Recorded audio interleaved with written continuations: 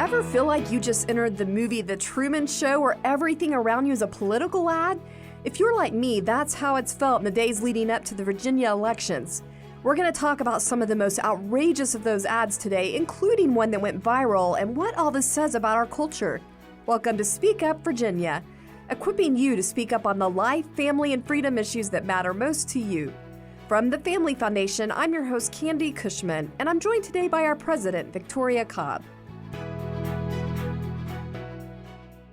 Well, I've got to start today's episode by saying that by the time this goes live and people hear this on the radio or the podcast, the election will finally be over and we'll either know something or we'll still be waiting in what seems like eternity on results.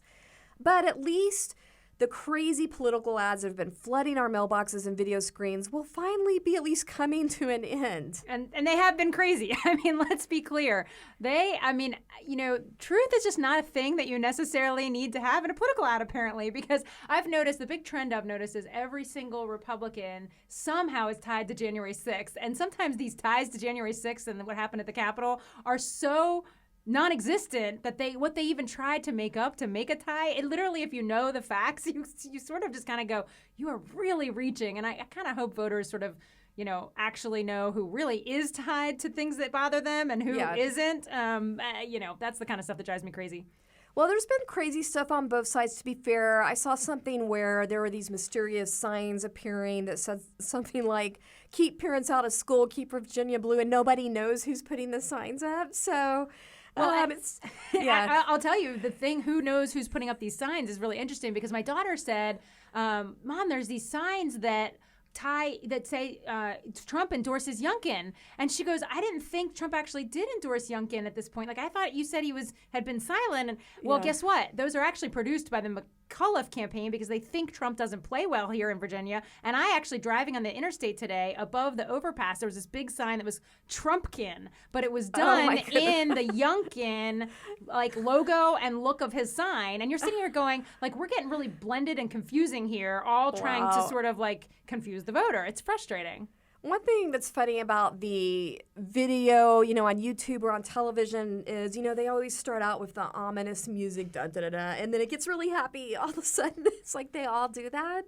I like where candidates directly counter each other's ads. So we have one delegate that has this running ad, and it's like it just talks about how he's running for you, the constituent. And it's like this positive ad, and somebody says, he's running by people's houses, and they say, thanks for doing this, and thanks for doing this. Well, the opponent then basically said, the only reason he's running is because he's running from his voting record. And I just thought that was really cute. Yeah. Let's be direct, and let's, that makes it entertaining, at least for the watcher. Yeah, I wish they could all kind of have more of that kind of civil fun give and take. Yeah. I will mention one flyer that made me laugh that came to my house because it had my name and a grade, a voting grade. And the first thing I see is that I got a C, and, C grade. I'm all upset. I'm thinking, this isn't fair. I haven't lived in the state, more than 2 years. We can tell who cared about her grades in high school. Right, exactly. And then it had, here's how your neighbors are graded, and they both have A+. And then I thought, okay, well, maybe this is a good thing because if my neighbors see that I'm getting the C grade, then it's kind of a cover for me. They might, not realize I'm the staunch conservative.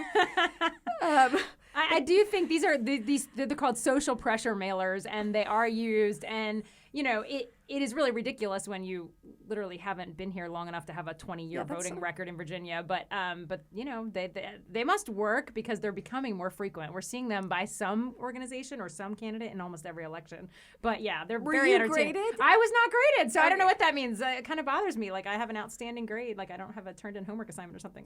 Okay, the other thing is, I happen to know my two neighbors, and they weren't the names on there that got A+, so maybe they're fictional. But one was Leslie Cobb, so maybe this person's related to you.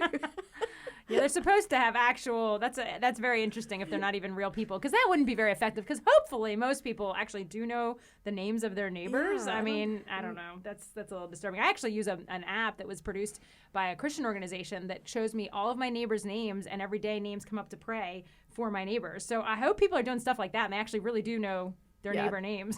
That would be the redemptive version of that. That's exactly right. Well, speaking of political ads, I think we should talk about a couple of unusual ones that have made headlines in the final days of the race, which really say a lot about where our culture is at right now. especially the one featuring a mom who we know personally at the Family Foundation. This mom spoke up about explicit content in her kid's school in this ad. Yeah, this ad featured the mom telling her real life story, and it actually went viral. It reached, last time I saw it, was over 1 million views, actually just in the first 24 hours, and now it's just continuing to grow. And it's pretty darn amazing because, I'm not surprised because I got to watch this whole story play out personally, but it's awesome to see it on a television ad. Yeah, let's just listen to a bit of that story. As a parent, it's tough to catch everything.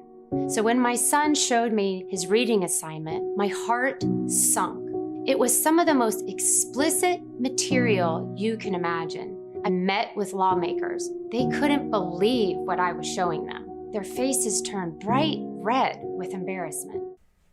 You just heard a mom in Fairfax, Laura Murphy, and she and her family have actually come under a lot of attack for speaking out in this ad.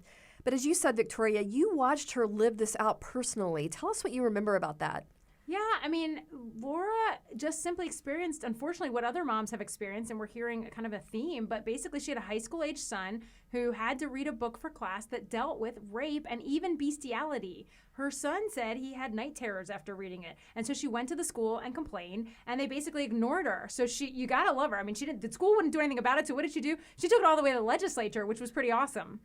And you were there to back her up. The Family Foundation was there to back her. Tell us about that. Yeah, she got a legislator, Delegate Landis, to introduce the bill, and we basically helped drive that through the process. And it was actually pretty awesome to be able to talk about the role of parents in schools in the legislature, both in committee and then it passed both chambers, bipartisan, right? So you had Democrats and Republicans come together. The only problem is, of course, and this is how it becomes a political ad, is that the governor at the time vetoed it, and that governor was McAuliffe. So, of course, they're holding him to that now. Well, how do we come alongside a parent like that? Like, what did we do to try to help her, get into the legislature or just get traction with that? Yeah, I mean, we help make connections because we have the relationships with the legislators. So we get her started with who to carry the bill and start that whole process. And then we meet with all the legislators to try to convince them to vote for the bill. So we literally go in and talk about the bill on her behalf because she's up in Northern Virginia. She can't be down every day during the session. And then we pack committee rooms full of parents to make a difference, to kind of say, hey, look, there's a lot of people that care about this. And so it's kind of just a piece by piece to get it over the line. And then, of course, we were frustrated that it came to a governor who didn't really care what parents thought and didn't even really care what some in his party had voted for, which was disappointing. But still, to get it through both chambers was a huge accomplishment. Do you think with all this attention nationally, with people at the highest levels disrespecting parental rights, I got to mention President Obama calling it fake outrage. Do you think maybe we have better chance of something like this becoming a law in the near future, or at least a policy locally? Yeah, I do. I think if we get the right folks, now that this has been raised to a whole nother level, but it's also important what the bill was. It's getting characterized as a book banning bill, and that wasn't what it was. It was simply saying if a school's going to sign something or have a book that's inappropriate, they're going to tell parents. And if a parent says, this isn't where my kid is, I don't want my kid reading this, they're going to allow them an alternative reading selection. So it's a very reasonable bill. And so I do think we could get that passed if we had the right scenario in the future. So this could get resurrected in Absolutely. A good way. Well, one thing that has also been interesting in the aftermath of all this is watching these efforts to discredit Laura's story. It did go viral, so of course, I guess we shouldn't be surprised that there are efforts to nip it in the bud, as Barney Fife would say. So you had everything from a Washington Post fact check to people saying her son was a high schooler at the time and should have been able to handle the book, or even trying to make this a racial issue because the book itself, it did address important parts about the history of slavery. Victoria, what's your response to all of that? Well, I think by now they should know they can't shut down these parents, that these are real experiences that they've really had, that they are concerned about for their kids. And so all these efforts to make them something other than what they are just aren't even going to work. I think especially we've seen now with the FBI being sicked on parents, quote unquote, and the parents still showing up at the school board with signs almost taunting the FBI. I think they got to watch their step. Yeah, I just saw in the news that some Fairfax moms think that they saw a lot of government cars and maybe a helicopter or drone circling around at the latest school board meeting. So I have not heard that, but yeah. I wish I were surprised. Well, speaking of the parents in Fairfax, they are raising new alarms about this extremely intrusive survey in the school. And so let me just say, some of these moms went to the FBI or, in D.C. to protest the whole FBI being sicked on them. And then after that is when they thought they saw these government cars showing up. And they're still raising alarms about this intrusive survey that's the latest thing to happen. And we have raised alarms in our action alert about this survey being given to children in the Fairfax area. And just to mention one of the questions, it has, are you transgender? So we know where that whole survey is going, you know, the kind of places it's leading kids. Oh, I mean, it goes way further than that. I don't want to get into it in detail and air, but I would say this. It plants the idea for kids that everybody is sexually active at very young ages. It's totally inappropriate. But the good news is the only way they know about that is that we actually, at the Family Foundation, helped pass a law saying you have to notify parents if you're going to hand out that survey. So I'm just glad to hear that parents know about it, because we wouldn't even, I mean, there were days in the past where a parent found out the sort of backhanded through their kid saying something, and it was like, wait, you already surveyed my kid? Because now parents can opt it out. So all that to say, this is another whole battle, and I'm glad they're fighting it, because they should be. It shouldn't even be distributed in schools. But in the meantime, I'm just hoping we can get Laura Murphy back on here, you know, get her on this podcast and have her talk about her story, because I think it'd be interesting to hear her perspective. Absolutely. Thanks for joining us for Speak Up Virginia, brought to you by the Family Foundation. If you're enjoying the show, help us encourage others to speak up by giving us a 5-star review and sharing it with friends. Thanks for listening. Well, let's move on to the other interesting, shall we say, political ad that got a lot of attention in the final days of the campaign. Yeah, I thought this was really outrageous. The ad was apparently sponsored by a pro-abortion candidate running against a pro-life candidate out in the Tidewater area. But it tries to attack the pro-life candidate for working for a pregnancy resource center. It basically attacks her because of where she was employed years ago. But the outrageous part is that it shows an actor who looks like the candidate is in this grim, shady-looking building, and it's supposed to be the pregnancy center. I mean, it's totally not even the real building, not even the real candidate. It's just awful. And get this, the reason we know that this is supposed to be the crisis pregnancy center and this whole acted out thing is that they actually had the nerve to rip off the logo, basically steal the logo without permission from the real life crisis pregnancy center. And so in this ad, you've got these shady looking walls, like you said, and this ripped off logo is just placed on there. And so now the center, the Crisis Pregnancy Center of Tidewater, you know, finds itself in the crosshairs and all this controversy through no fault of its own and without any warning. And people should remember, these centers are usually not trying to be political. They're trying to serve women who find themselves in that moment where they need support for their pregnancy. And so what's really interesting is they've drawn the center in, but I love how the president of the center has responded with such a truth and grace approach. Toby DeBoss is this just phenomenal leader of this center, and he just honestly goes on air and kind of tells what is true and what's not true and says, look, this is what we do. This is how we minister to women. And he's just phenomenal. He represents the cause so well. Let's just listen to a couple of excerpts from what he actually had to say. Hey, Toby here with the Crisis Pregnancy Center of Tidewater. There is something terrible that's being perpetrated against our ministry right now. I've just been recently made aware of a political attack ad that is targeting our mission, our ministry, specifically the Crisis Pregnancy Center of Tidewater. And this political ad, it's running across multiple channels, it's running day and night, and so much that people who love this ministry are seeing this ad and they're getting upset and they're reaching out to me. And so I just want to take a moment today and address that ad. You know, Jesus says in John chapter 15, verse 20, if they will persecute me, then they will persecute you also. And here's what I know. I know this. If you follow Jesus, and if you speak up for your most vulnerable and defenseless neighbors in this community, then there are people who will dislike you and come against you. Yeah, this is just so wonderful what he says, and just this idea that he knows what they're doing at the pregnancy center is powerful, and that he just acknowledges because of what they're doing for Christ, they're going to be persecuted, and this candidate that's been standing boldly, that's done this work, is going to come under fire. And I think he's just a wonderful representation of what we believe. Yeah, and I think what was so shocking to people is that it's a ministry. It's a ministry trying to help women at no profit to themselves. So I think they were a little shocked to find themselves brought into a political attack ad. And that's why I really loved John's other point, because he did respond to how they were trying to attack the pro-life ministry part of this. He said the reality is here, if you just want to look at the truth, neither a political candidate nor a ministry has any power to take away a woman's choice. It's a false argument. And then he clarified what the crisis pregnancy centers do is educate women so they can have an actual choice, have the power to choose life. Well, what's the most powerful thing that has happened in the last, let's just look, since abortion has been legal, the abortion movement is most harmed by what? When women choose life. Not by things that happen in the political world, but what happens when support is put around her, when she knows that she can be helped through this pregnancy. And so the bottom line is they are doing the thing that matters the most for the woman and for the unborn child. And guess what? It's the thing that also takes the money right out of the abortion industry's hands. And that's why they get attacked. Ironically, the abortion movement is the ones that they don't want them to have a choice. That's exactly right. They want coercion so that they end up in the place of abortion. Well, it's that time again.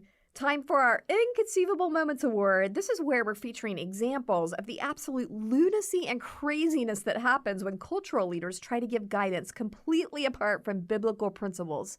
And we're calling this the Liberals' Most Inconceivable Moments Award. Inconceivable! Well, as if it wasn't enough that our schools are trying to remake the whole English language for our kids and making them use these gender-neutral pronouns like Z instead of he or she, we now have it going to the whole nother level. It's the State Department taking it to another level, and in fact, it's going to an international level. That's right. We have added yet another letter to the alphabet here, X. The State Department announced that it has issued its first passport using the letter X in the place of the usual male or female designations. And it's expanding this X option to even more people in the coming months. Now, interestingly, we apparently have a whole position at the State Department called, quote, Special Diplomatic Envoy for LGBTQ Rights. And that person, Jessica Stearns, said that this new X option reflects, quote, the lived reality of people identifying with a so-called wider spectrum of genders than just male or female. All right, where do I even start with this? First of all, there's the whole fact that we're apparently spending taxpayer dollars on an LGBT envoy, a diplomatic envoy. What in the world? I just want to know, where are all these diplomatic envoys for women like the Afghan women who are struggling under these oppressive regimes? Yeah, I would say maybe the priorities are a little bit skewed here. And I think we should also address this whole lived reality terminology. I mean, are we basing actual security travel protocols on people's, quote, lived reality versus actual reality? I mean, threats to our security involve actual reality. Yeah. I mean, this is supposed to be about security, but more than that, let's just ponder. There's 70 different or more than that. I don't even know how many numbers we're at on the number of genders at this point. So my question is, why are we just stopping with X? I mean, it seems like we actually have 26 letters in the alphabet, and we've already, that's only 3, and we got 70 plus, so we got a problem here. Yeah, and if we're going that far and we're going to have all these different letters, I mean, I think we should just add a born identity. You know, like Jason Bourne, that's kind of fun. We can all have the born identity option. Well, it sounds like you're saying born identity, like you're born with it. They're true. not a big fan of things that we're actually born with, because then they'd have to stop at male and female, because that's how we're actually born. Perfect point. I think that would get canceled. But there is this other little announcement that came from the State Department that makes things even a little scarier. They're saying, and by the way, we're also letting people self-select whether they consider themselves male or female, even if it doesn't match their previous documentation and a previous passport or something like that.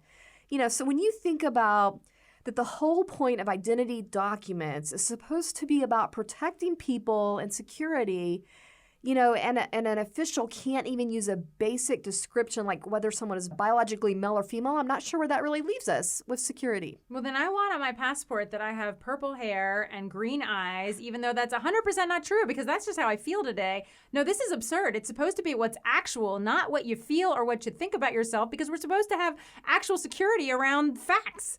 All right, well, it's worth noting as we wrap up here that the Biden administration also announced the other day the first ever national strategy on gender equity and equality. And they claim this is essential, that's their word, essential to, quote, political stability and the security of nations across the globe. Okay, well, I don't know if the whole password thing is an outgrowth of that, but I guess it explains some of the upside down priorities. And again, I'd like to see a whole strategy document to protect the lived reality of these women, like in Afghanistan right now, that really need our help. But I guess that means we have to give this week's Inconceivable Award to the Biden administration and the State Department for the first ever Identity X passport. I just got a note that we're getting close to 50 Inconceivable Awards now, and I'm afraid the Biden and Loudoun County segments are maybe getting outsized representation. We're going to have to get a tally board going here. But in the meantime, if you want to send us your nominations for Inconceivable and maybe give us a little bit more variety here, get some other people in the tally, just email speakupradio@familyfoundation.org. That's speakupradio@familyfoundation.org. Thanks for joining us for this week's Speak Up Virginia, brought to you by the Family Foundation. Visit us at familyfoundation.org. That's familyfoundation.org. See you next time. And don't forget, we are stronger when we speak together.